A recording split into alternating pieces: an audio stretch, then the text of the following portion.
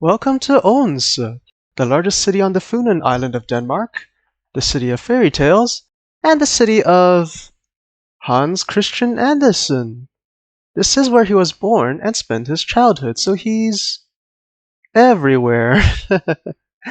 Anyway, at the time of this recording, I do live here as I study at the University of Southern Denmark, so the places that I visited are close to home and are all free to visit, unless you plan on going into some of the museums I passed by.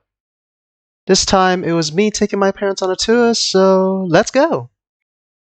The most common method to arrive in Odense is by train, so here are some night shots of us arriving. What you see is the old railway station, which is a museum you could visit. The next day, we took a walk to the Odense harbor.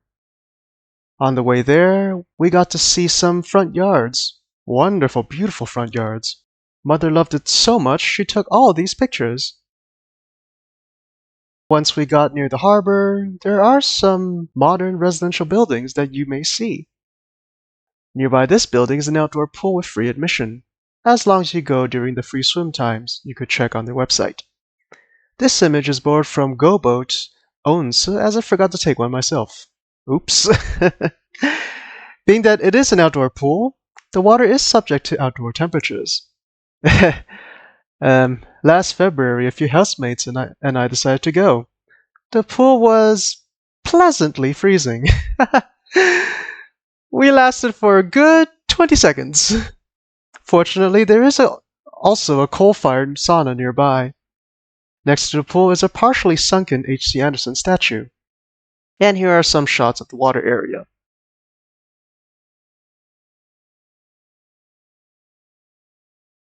Afterwards, we headed back towards the train station, on our way to the city center. Here's a shopping area opposite the train station. Behind it is Odense Palace. Fun fact, there is a set of fake windows on it. Can you spot them? Next, we went near the H.C. Andersen house. Oddly, I forgot to take an image of the house itself, so here's a stock photo from TripAdvisor. But I did take some scenes from nearby. Follow this road to the Comwell Hotel. There is a life-size H.C. Andersen statue on a bench. I'd say this is a must-see. Also, be sure to take an image of yourself sitting next to him. Next is the city center, where one can find City Hall. This building is of an Italian-inspired design and opened in 1885. To the right of the city hall is St. Knuts Cathedral, also called the Owens Cathedral, named after the Danish king Canute IV. In the back, you can find another H.C. Andersen statue. Afterwards, we went to see Andersen's childhood home, then the nearby shopping district. After that, I gave my parents a short tour of the university. I went by bike, the most common method to travel in Odense, and they went by the tram system. It isn't usually this empty during the school year, I assure you. And you do need the student card if you wish to visit during the summer. And speaking of which, I am going back for more research later this week.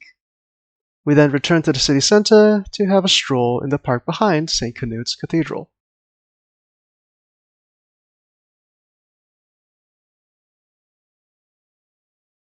And that ends my short tour of Odense. Personalized. I hope you did enjoy it. And please subscribe, like, and share. See you all next time. Bye.